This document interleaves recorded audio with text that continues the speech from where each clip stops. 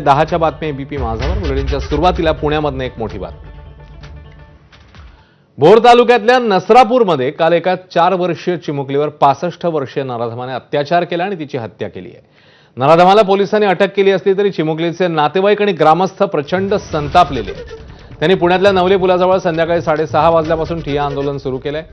पीडितेचा मृतदेह रुग्णवाहिकेत ठेवून त्यांनी ठिय्या आंदोलन सुरू केलंय। ऐन गर्दीच्या वेळी पुणे बंगळुरू महामार्ग रोखून धरल्यामुळे पुण्यात सध्या मोठी वाहतूक कोंडी पाहायला मिळते।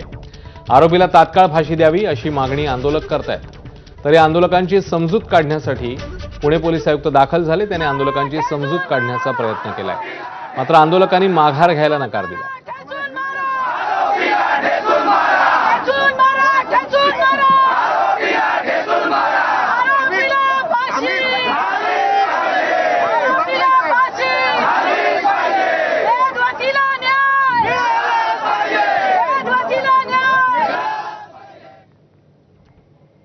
माझी मुख्यमंत्र्यांकडे एवढीच मागणी आहे की त्यांनी प्रत्यक्ष इथं यावं, इथे मला लेटर हेडवरती द्यावं की आम्ही त्या नराधमाला फाशीची शिक्षा देऊ, नाहीतर त्या नराधमाला त्यांनी आमच्या ताब्यात द्यावं, आमच्या सगळ्या समाजाच्या ताब्यात द्यावं।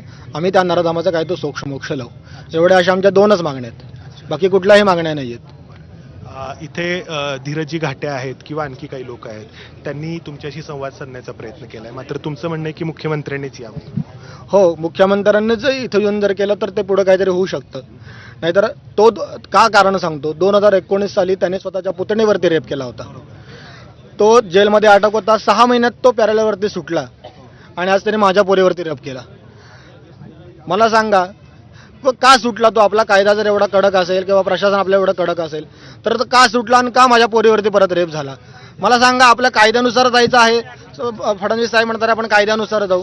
मला सांगा, ही शाश्वती पुढे फडणवीस साहेब देणार आहेत का? ते आता तो कोर्ट यावेळेस पण तो सुटणार नाही म्हणून। त्यामुळे मला साहेब इथे पाहिजे, त्यांनी मला लेखी स्वरूपात पाहिजे। ते मिसिंग लिंकच्या उद्घाटनाला येऊ शकतात, तर त्यांनी इथं पण माझ्या पोरीच्या देहांताला पाहिजे। आणि आता ताजी स्थिती जाणून घेऊया। मंदार गोंजारी आपल्यासोबत आहेत। मंदार, आता जवळपास 10 वाजून गेलेले आहेत, 3.5 तासापेक्षा जास्त कालावधी उलटून गेलाय। आंदोलकांशी चर्चा देखील केली होती पोलिसांनी, नेमकं काय म्हणणं आहे